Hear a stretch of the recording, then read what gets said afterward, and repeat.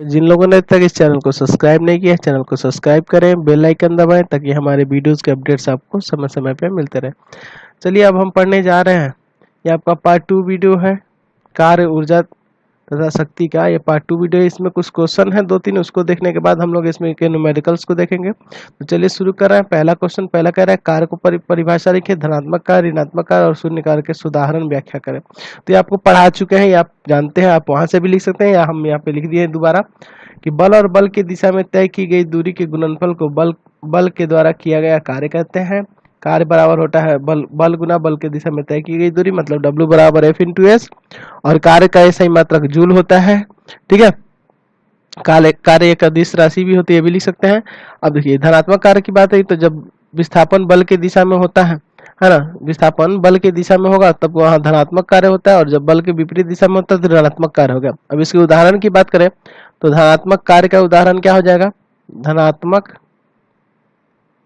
कार्य का उदाहरण होगा मेज पर रखी पुस्तक को धक्का लगाना, उसको धक्का लगाना ही एक तरह का धनात्मक कार्य है। अब बात करें ऋणात्मक कार्य का,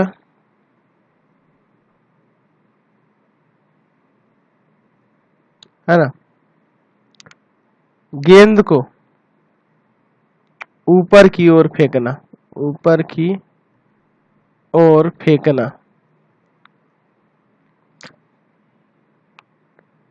हम लोग ऊपर फेंकते हैं, गेंद को ऊपर की ओर जब फेंकते हैं तो वहां गुरुत्वाकर्षण नीचे की तरफ होता है लेकिन बॉल ऊपर की तरफ जाती है, तो ऋणात्मक कार्य का उदाहरण हो जाएगा। तो अगला है शून्य कार्य। तो आपको बताया कि जब लंबवत होता है क्या, तो जब विस्थापन बल के लंबवत होगा तब उसको क्या कहते हैं? शून्य कार्य कहते हैं। और इसका उदाहरण क्या हो गया कि जैसे है ना, डोरी से बांधकर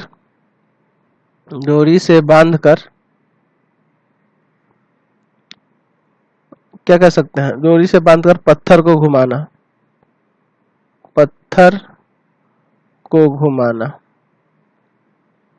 या वृत्ताकार पथ पर घुमाना, इस तरह से वृत्ताकार पथ पर घुमाना। ठीक है, चलिए अगला क्वेश्चन नंबर 2 कह रहा है कि गतिज ऊर्जा को परिभाषित करें और भी वेग गतिशील m है ना, भी वेग से गतिशील द्रव्यमान m के पिंड का गतिज ऊर्जा का व्यंजक लिखें। ठीक है, तो गतिज ऊर्जा को पढ़े तो गतिज ऊर्जा क्या होती है? तो किसी वस्तु को उसकी गति के कारण कार्य करने की जो क्षमता होती है उसे उस वस्तु की गतिज ऊर्जा कहते हैं। गतिज ऊर्जा को ई के से दर्शाया जाता है ना, ई के से दर्शाते हैं। अब इसके लिए हमें क्या लिखना है? तो इसका व्यंजक लिखना है, यानी इसका फॉर्मूला आपको लिखना है। तो फॉर्मूला लिखने के लिए आप क्या करिएगा? तो यहाँ दिया है कि उसका वेग है v और वो m द्रव्यमान है उसका, है ना। वेग कितना दिया है ऊपर की? वेग दिया है इसका, वेग दिया है v और द्रव्यमान जो है उसका वो दिया है m। तो कोई पिंड जब है, जब गतिशील है, यानी इसका ये प्रारंभिक वेग होगा, है ना, प्रारंभिक वेग होगा ना। चलिए, तो जब ये प्रारंभिक वेग दिया है तो इसका अंतिम वेग क्या होगा? ये आगे चल के रुकेगा घर, है ना, अंतिम वेग क्या होगा? तो अंतिम वेग इसका 0 होगा। ठीक है, तो आप फॉर्मूला जानते हैं ना कि v² बराबर u² प्लस 2as। ठीक है, ये फॉर्मूला हम लोग जानते हैं, लेकिन यहाँ जो v होता है अंतिम वेग होता है और u जो होता है प्रारंभिक वेग होता है। ठीक है, यहाँ उल्टा है आपका, यहाँ v प्रारंभिक वेग है ना, तो ये यहाँ अंतिम वेग 0 है और u जो है v है यहाँ और 2as, तो s जो है यहाँ 2as हो रहा है ना, तो ये ऊपर के 2as है। ठीक है, अब यहाँ पे हम एक काम करते हैं, यहाँ से हम लोग a का मान निकालते हैं। ये दोनों को इधर लगेगा तो माइनस का 2as इक्वल टू v², यानी a बराबर हो जाएगा v² बटा माइनस का 2s। अब देखिए यहाँ जो माइनस में आ रहा है, लेकिन हम लोग जानते हैं कि बल के दिशा में जब त्वरण होता है तो धनात्मक होता है। लिख सकते हैं कि बल के दिशा में त्वरण धनात्मक होगा ना। बल के दिशा में किया गया कार्य जो होता है हमेशा धनात्मक होता है ना। तो बल में त्वरण क्या होगा? धनात्मक होगा। त्वरण, बल के दिशा में त्वरण बल के दिशा में किया गया कार्य, इस तरह से लिख दीजिए, बल के दिशा में किया गया कार्य धनात्मक होता है, इसलिए त्वरण भी धनात्मक होगा। a बराबर v स्क्वायर बाई 2s होगा। तो आप कार्य बराबर मतलब w बराबर जानते हैं F गुना s, यही ना जानते हैं, F गुना s जानते हैं। और एक और चीज जानते हैं कि बल बराबर होता है m इंटू ए, m इंटू ए होता है ना। चलिए अब a की जगह यहाँ फॉर्मूला ये यूज कर दीजिए, है ना। अब यहाँ ये भी जानते हैं कार्य बराबर होता है। अब ये भी जानते हैं कि कार्य जो होती है किसके बराबर होती है, तो ऊर्जा के बराबर होती है। यानी कि यहाँ ये कौन सी ऊर्जा है, तो हम लोग गतिज ऊर्जा के बारे में बात करें तो ये ई के हो जाएगा, ये इसके बराबर होगा। एम ए के जगह पे हम लोग ये यूज करेंगे v स्क्वायर बटा 2s इंटू एस, एस से एस काट दीजिए तो यहाँ से आ जाएगा 1/2 mv स्क्वायर, इसके लिए फॉर्मूला हो जाएगा। ठीक है, तो ये आपको चैप्टर में भी बता दिया है, यहाँ दोबारा बता दे रहे हैं। चलते हैं क्वेश्चन नंबर 3 पे। चलिए क्वेश्चन नंबर 3 में कह रहा है कि स्थितिज ऊर्जा की परिभाषा दें। तो स्थितिज ऊर्जा की परिभाषा आप जानते हैं कि किसी वस्तु को उसकी स्थिति या आकृति में परिवर्तन के कारण कार्य करने की जो क्षमता होती है उसे उस वस्तु की स्थितिज ऊर्जा कहते हैं। और यहाँ h ऊंचाई h द्रव्यमान m के लिए स्थितिज ऊर्जा का व्यंजक लिखे, है ना। तो स्थितिज ऊर्जा, यहाँ स्थितिज ऊर्जा को तो आपको पता है कि ईपी से सूचित करते हैं, इसका व्यंजक लिखना है। मतलब ऊंचाई दिया है इसमें h और द्रव्यमान दिया है m। आपको पता है कि कार्य बराबर होता है बल गुना तय की गई दूरी। तो यहाँ अगर कार्य की बात करें तो कार्य किसके बराबर होता है, ऊर्जा के बराबर होता है। तो E बराबर पोटेंशियल एनर्जी है, तो ईपी बराबर F का फॉर्मूला होता है ना m इंटू जी, m इंटू जी भी होता है ना F बराबर, चूंकि F बराबर होता है m इंटू जी, मास इंटू ग्रेविटी। और s जो है दूरी जो है यहाँ ऊंचाई से मतलब होगा उसका, तो यानी ईपी बराबर हो जाएगा फॉर्मूला mgh। ठीक है, चलिए अगला कह रहा है कि ऊर्जा संरक्षण का सिद्धांत का नियम लिखे और इसे गणितीय रूप से सत्यापित करता है। ऊर्जा संरक्षण का सिद्धांत आपको पता है कि ऊर्जा का ना तो उत्पन्न किया जा सकता है और ना ही नष्ट किया जा सकता है, किंतु एक रूप से दूसरे रूप में उसका रूपांतरण हो सकता है। तो यही है ऊर्जा संरक्षण का सिद्धांत। चलिए अब हम इसको सत्यापित करते हैं। मान लीजिए कोई पिंड, कोई वस्तु है जो धरती से कितना ऊंचाई पर है, कुछ ऊंचाई पर है। मान लीजिए ये कितना ऊंचाई पे है, तो h ऊंचाई पर है। ठीक है, हम मान लेते हैं कि ये धरती से कितना ऊंचाई पे है, h ऊंचाई पर है। ठीक है, इसका द्रव्यमान हम कुछ मान लेते हैं, हम मान लेते हैं इसका द्रव्यमान दिया है इसका m। ठीक है, और h ऊंचाई पर है। अच्छा, यहाँ गुरुत्वाकर्षण का मान g होगा ना, आपको पता ही है ना। गुरुत्व त्वरण क्या है, g है, तो ये आपको लिखने की जरूरत नहीं, गुरुत्व त्वरण आपको पता है। ठीक है, और इसका प्रारंभिक वेग तो 0 होगा क्योंकि ये शुरू में है ना। इसका प्रारंभिक वेग जो होगा, इसका प्रारंभिक वेग क्या होगा, 0 होगा, 0 मीटर प्रति सेकंड होगा। ठीक है, अब चलिए तो यहाँ जब अगर बात करें, यहाँ जो खर्च हो रही है ऊर्जा उसकी बात करें, मतलब टोटल ऊर्जा जो हो रही है, मतलब कि कह सकते हैं कि मैकेनिकल एनर्जी जो खर्च हो रही है ना, मैकेनिकल एनर्जी वो किसके बराबर होगी, तो इसके कैनेटिक एनर्जी और पोटेंशियल एनर्जी, यांत्रिक ऊर्जा जो खर्च हो रही है वो किसके बराबर होगी, तो गतिज ऊर्जा और स्थितिज ऊर्जा के योग के बराबर होगी। तो यहाँ जब शुरू में है तो इसका गतिज ऊर्जा 0 होगा, क्योंकि प्रारंभिक वेग जब 0 है तो आप फॉर्मूला लगाइएगा 1/2 mv स्क्वायर। तो ये जब v की जगह 0 यहाँ रख दीजिएगा, ये 0, तो टोटल 0 हो जाएगा। ठीक है, और ईपी की बात करें तो यहाँ फॉर्मूला लगा दीजिए, मास इसका, ग्रेविटी, और ये कितना ऊंचाई पर हो रही, तो यहाँ से आ गया आपका mgh। यहाँ जो टोटल ऊर्जा है वो कितनी खर्च हो रही है, mgh।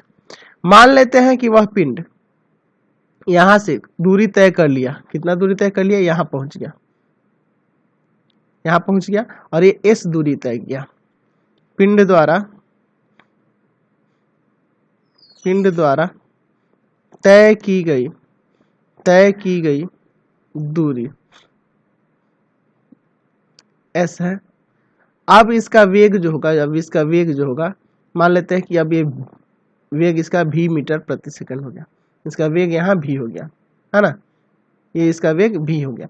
अब अगर हम कुल ऊर्जा की बात करेंगे E, है ना, मैकेनिकल ऊर्जा मतलब कुल यांत्रिक ऊर्जा की बात करेंगे, है ना, कुल यांत्रिक ऊर्जा की, तो यहाँ भी होगा कैनेटिक एनर्जी में जब पोटेंशियल एनर्जी जोड़ देंगे तब आएगा। तो चलिए अब किनेटिक और पोटेंशियल की बात करते हैं। यहाँ जो होगा इसका अगर देखेंगे फॉर्मूला लगा के, तो इसका फॉर्मूला होता है ना आपके पास 1/2 mv², इसके वेग का स्क्वायर करेंगे ना यहाँ। तो अगर हम बात करें v के मान की, यहाँ v के मान की, तो आपको फॉर्मूला पता है कि यहाँ एक और फॉर्मूला आपको पता है कि v² बराबर होता है u² + 2as, होता है ना। तो जब यहाँ पे आप v की बात करेंगे, v को निकालना है आपका, तो इसका प्रारंभिक वेग 0 है, तो ये तो 0 हो गया, गायब हो गया, बच गया 2as। ये s दूरी तय किया है तो यही s लगेंगे, मतलब v² का वैल्यू हम लोग यहाँ क्या लिखेंगे 2as प्लस EP की बात करें, मतलब पोटेंशियल एनर्जी की बात करें, है ना, स्थितिज ऊर्जा की बात करें, तो यहाँ फॉर्मूला लगाइएगा mg, और ये दूरी तय कितना है ना, कितने ऊंचाई पर है, तो टोटल ऊंचाई यहाँ से यहाँ h है, ये अर्थ से ना देखेंगे, टोटल ऊंचाई h है, और यहाँ से यहाँ ये s दूरी यहाँ तय कर लिया। तो अब यहाँ से यहाँ कितनी ऊंचाई बची, यहाँ से यहाँ कितनी ऊंचाई, तो इसमें से इसको घटा देंगे, मतलब h - s ऊंचाई पर है, h - s। तो यहाँ से 2 से 2 कट जाएगा, यहाँ आएगा, सॉरी m, हम लोग यहाँ g यूज करेंगे ना, यहाँ g है, ठीक है, यहाँ g यूज करते हैं, यहाँ भी g ला देते हैं। तो यहाँ से mgs प्लस इसमें इंटू करो तो mgh माइनस mgs कर गया, यहाँ भी क्या आ गया आपका mgh आ गया ना। तो देख रहे हैं ऊर्जा संरक्षण का सिद्धांत, ऊर्जा आपका जैसे का तैसा ही है, यहाँ भी mgh था, यहाँ भी mgh ही है, ठीक है, समझ गए यहाँ से। तो ये इसके व्याख्या करना था, हम लोग इसका व्याख्या कर दिया।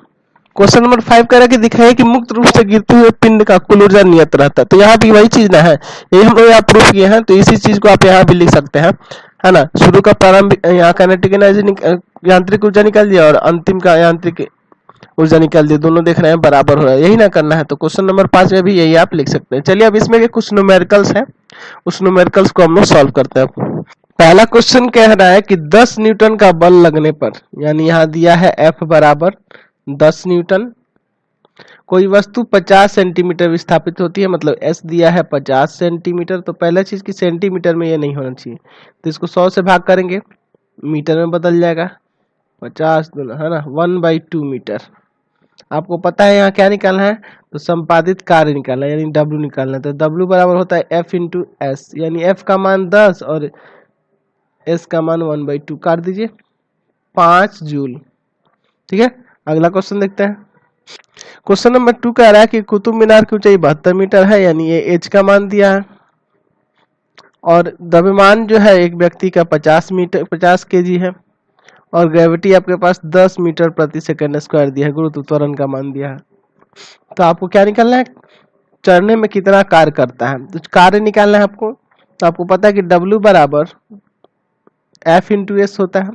तो आप यहाँ पे देखिए कार्य जो है ना F × S होता है, आप ये फॉर्मूला पढ़े हुए हैं।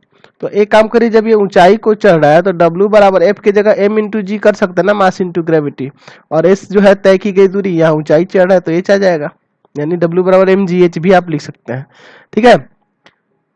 तो m का मान आपके पास 72 है, g का मान कितना दिया है 10, और h का मान दिया है 50, कितना हो जाएगा, यहाँ से आ जाएगा कितना, इस 72 में 500 गुना करेगा 360, और 2 को 0 इस पे लगेगा, इतना जूल, यानी भाग कर दीजिए कितना से 1000 से, तो किलो जूल में बदल जाएगा, किलो जूल कितना हो जाएगा, काट दीजिए 3030, 36 किलो जूल यहाँ कार्य हो रहा है, ठीक है। अगला क्वेश्चन देखते हैं। क्वेश्चन नंबर 3 कह रहा है कि 600 kg का कोई पिंड है ना, 600 kg का कोई पिंड है, यानी द्रव्यमान दिया है 600 kg, इसका प्रारंभिक वेग शुरू में 30 मीटर प्रति सेकंड से चल रहा है ना, प्रारंभिक वेग है, और उस पे प्रतिरोध बल लग रहा है ना, जिसके कारण वो 150 मीटर दूरी पर रोक लिया जाता है, यानी अंतिम वेग 0 मीटर प्रति सेकंड दिया है ना, 0 मीटर प्रति सेकंड लग रहा है। तो इसका दूरी तय कर रहा है ये 150 मीटर, एस है 150 मीटर। ठीक है, हमें इसका निकालना है बल का मान। तो द्रव्यमान दिया है, बल निकालना, तो द्रव्यमान दिया है, आपको त्वरण का पता होना चाहिए। तो आपको फॉर्मूला पता है कि वी स्क्वायर बराबर होता है यू स्क्वायर प्लस 2AS, है ना। यहाँ त्वरण या फिर 2GH भी लिख सकते थे। तो ये तो पिंड है, ठीक है। चलिए, तो v का मान यहाँ पे दिया है 0, u का मान कितना है, तो u का मान दिया है 30 और 2a का मान निकालना है और s दिया है 150। इसको इधर लेके आइए तो माइनस का 300 हो जाएगा और ये 900 हो जाएगा। ले जाइए भाग में तो आ जाएगा माइनस का 3 मीटर प्रति सेकेंड स्क्वायर त्वरण का मान। ठीक है, यहाँ बल का मान निकालना है, F निकालना है, तो होता है m इंटू ए। अब देखिए, तो m दिया है आपका कितना 600 और त्वरण दिया है माइनस का 3, है ना, 3 है ना। तो ये कितना हो जाएगा, इतना न्यूटन, यानी 6×18 माइनस 1800 न्यूटन, यानी कहने का मतलब माइनस 1.8 इंटू 10⁻³ न्यूटन इस पे बल लग रहा है। चूंकि बल है इसलिए प्लस में ही लिखेंगे, माइनस नहीं लगाएंगे। माइनस पर सूचित ये कर रहा है कि वस्तु इधर से गतिशील है, इस पे बल लग रहा है इधर से, है ना। तो विरोध बल लग रहा है, उस पर प्रतिरोध बल लग रहा है, जिसके कारण वो रुक रहा है, इसलिए निगेटिव में आया है। ठीक है, इसका सेकंड नंबर पार्ट क्या कर रहा है कि सेकंड नंबर में कह रहा है कि इस अवधि में किए गए कार्य की गणना करें। कार्य भी निकालना है, तो आपको कार्य निकालना है यानी W निकालना है। तो इसका फॉर्मूला होता है F इंटू एस। आपके पास, है ना, F इंटू एस होता है, या फिर F की जगह हम लोग ये भी तो यूज कर सकते हैं, M into A into S. F बराबर M इंटू ए भी होता है, ये भी यूज कर सकते हैं। ठीक है, या फिर इसके लिए हम लोग एक और काम कर सकते हैं। हम लोग जो ये कार्य निकालना है, तो ये कार्य जो होगा किस, आपको पता है कि कार्य किसके बराबर होता है। तो कार्य जो होता है किसके बराबर होता है, तो ऊर्जा के बराबर होता है। तो यहाँ से आप इसका गति है, तो गतिज ऊर्जा भी निकाल सकते हैं, 1/2 mv²। इस पे भी तो निकाल सकते हैं ना, क्योंकि गतिज ऊर्जा है, गति कर रहा है तो गतिज ऊर्जा होगी, और वो कार्य उसके बराबर होगा ही, है ना, कार्य के बराबर होता ही। तो 1/2 मास दिया है आपके पास कितना 600, और v का मान प्रारंभिक वेग कितना दिया था, यहाँ प्रारंभिक वेग रखेंगे, यहाँ नोट रखेंगे कि v का मतलब यहाँ क्या है, प्रारंभिक वेग से है। ठीक है, प्रारंभिक वेग से है, तो प्रारंभिक वेग उसका कितना है, तो प्रारंभिक वेग था आपका 30, तो 30 गुना 30। चलिए ये काट दीजिए, ये हो जाएगा 300, तो 3 3 9 9 3 27, 27 के ऊपर कितना जीरो, तो 4 जीरो, इतना जूल, यानी 27 गुना 10⁻⁴ जूल। ठीक है, तो इस तरीके से भी इसका कार्य निकाल सकते हैं। ठीक है, अगला क्वेश्चन देखते हैं आप। क्वेश्चन नंबर 4 देखिए, 4 में दिया है कि चाल से घूम रहा है, यानी यहाँ v का मान दिया है 2 मीटर प्रति सेकेंड, और यहाँ जो है गतिज ऊर्जा मतलब ई के बराबर दिया है 5 जूल। तो आप ई के बराबर फॉर्मूला जानते हैं, 1/2 mv² इक्वल टू दिया है आपका 5 ना, 2 को उधर ले जाकर मल्टीप्लाई कर दीजिए, या फिर एक काम करिए 1/2 m का तो निकालना है आपको, द्रव्यमान ही ना निकालना है, और b का मान यहाँ रख दीजिए। तो 2 का स्क्वायर है ना इक्वल टू 5, 2 का स्क्वायर है तो 1 2 से 1 2 कट जाएगा, इसको ले जाइए भाग में, यानी 5/2 kg, यानी कितना आ जाएगा 2.5 kg इसका द्रव्यमान आ जाएगा। ठीक है, अगला क्वेश्चन देखते हैं। क्वेश्चन नंबर 5 कह रहा है कि एक पिंड ऊपर की ओर ऊर्ध्वाधर 1 जूल की गतिज ऊर्जा से फेंका गया है, 1 जूल की गतिज ऊर्जा से फेंका गया है। उस पिंड 1 मीटर की महत्तम ऊंचाई तक जाता है, तो उसका द्रव्यमान निकाल लेते हैं। यहाँ देखिए ऊर्जा दिया गया है, एनर्जी दिया गया है 1 जूल। अब आप ये सोचिए गतिज ऊर्जा से फेंका जा रहा है, मतलब वो गति करके जा रहा है, लेकिन वहां जो गतिज ऊर्जा है वो स्थितिज ऊर्जा में कन्वर्ट हो रही है। ठीक है, तो ये ईपी दिया है, पोटेंशियल एनर्जी है। ठीक है, स्थितिज ऊर्जा में कन्वर्ट हो जा रहा है। आपको फॉर्मूला पता है कि mgh होता है वैल्यू, चलिए बराबर 1 जूल। चलिए m तो हमें निकालना है, आपके पास g का मान पता ही है कि 9.8 होता है, और h का मान यहाँ दिया है कि 1 मीटर है। तो यहाँ वैल्यू काहे नहीं रखते हैं, g की जगह 9.8 इंटू h की जगह आपका आ जाएगा 1 बराबर 1। तो ये ले जाएंगे डिवाइड में ना, मतलब 1/9.8 डिवाइड करेगा तो आएगा 0.102 kg। तो इसको ग्राम में कन्वर्ट कर दीजिए ना, 102 ग्राम हो जाएगा। ठीक है, चलिए अगला क्वेश्चन देखते हैं। क्वेश्चन नंबर 6 में कह रहा है कि 50 ग्राम द्रव्यमान वाली कोई गेंद है, यानी m दिया है 50 ग्राम। तो पहला चीज की ग्राम में नहीं होना चाहिए, इसको केजी में कन्वर्ट करने के लिए कितना से भाग करिएगा, 1000 से, केजी में कन्वर्ट करिए 1/20 kg। आगे फिर कह रहा है कि 3 मीटर ऊंचाई से गिरता है। यहाँ एस दिया है 3 मीटर, या फिर एच कह सकते हैं इसको, है ना, एच की जगह एच भी कह सकते हैं। ठीक है, तो यहाँ एच आपका दिया है 3 मीटर। और ये कह रहा है कि पृथ्वी की सतह पर पहुंचने में लगे समय में गतिज ऊर्जा, यानी यहाँ देखिए जी बराबर भी दे दिया है कि 10 मीटर प्रति सेकंड। तो यहाँ भी वही केस है कि गतिज ऊर्जा स्थितिज ऊर्जा में कन्वर्ट होती है, मतलब ईपी बराबर आप फॉर्म लगाएंगे mgh। तो मास का वैल्यू 1/20, जी के जगह आप यूज करिएगा 10 और एच की जगह 3। ये 10 दूना 20, 3/2 मतलब कि 1.5 जूल। तो याद रखिएगा कभी भी न्यूमेरिकल्स जब भी बनाए ना आप, तो जो उसके एसआई यूनिट होते हैं उसमें पहले कन्वर्ट कर लिया कीजिए, ठीक है, उसके बाद क्वेश्चन बनाइए। क्वेश्चन नंबर 7 में कह रहा है कि एक मनुष्य 6 सेकंड में 120 जूल कार्य संपन्न करता है, तो उसकी शक्ति निकालनी। तो ये बहुत ही इजी है, आपको फॉर्मूला पता ही है शक्ति के लिए, पावर के लिए क्या फॉर्मूला पता है कि P बराबर होता है W/T। यहाँ आपके पास कार्य है ना, ये दिया है 120 जूल और टाइम भी दिया है 6 सेकंड। आपको इसमें खाली रख देना है 120 और बटा 6, कट जाएगा, है ना, कितना बार में कटेगा, तो 20 बार में कट जाएगा, 20 वाट, है ना, 20 वाट हो जाएगा। तो बहुत इजी है ना। क्वेश्चन नंबर 8 ये लास्ट क्वेश्चन है इस एक्सरसाइज का। कह रहा है कोई पंप 100 केजी पानी, है ना, यहाँ द्रव्यमान दिया है 100 केजी और दिया है टाइम लग रहा है इसमें 10 सेकेंड, 18 मीटर ऊंचाई तक पहुंचाता है। यहाँ ऊंचाई दिया है 18 मीटर और आपको जी का मान भी दिया है यहाँ 10 मीटर प्रति सेकेंड स्क्वायर। ठीक है, तो हमें निकालना है शक्ति। तो आपको पता है कि P बराबर होता है W/T। यहाँ W निकालने के लिए फॉर्मूला आप यूज करिएगा mgh, है ना, mgh। आपको अभी बताए थे कि वो, है ना, ये एक तरह से ये एनर्जी ही ना है, एक तरह की कार्य जो है एक तरह की एनर्जी ही है। तो चलिए m का वैल्यू क्या है, तो 1000, g का वैल्यू कितना है 10 और h का वैल्यू है 18 और बटा में टाइम कितना है 10, 10 से 10 कट गया, मतलब आ गया 1800 वाट। 1000 से भाग कर देंगे तो किस में, किलोवाट में कन्वर्ट हो जाएगा ना, 1000 से भाग कर दीजिए किलोवाट, यानी 2020 गया, कितना हो जाएगा 1.8, यानी 1.8 किलो वाट हो गया इसका टोटल शक्ति। ठीक है, तो इसी के साथ इस वीडियो को एंड करते हैं। अगर हमारा चैनल आपको अच्छा लगता हो, चैनल को सब्सक्राइब करें, बेल आइकन दबाएं, ज्यादा से ज्यादा दोस्तों में शेयर करें।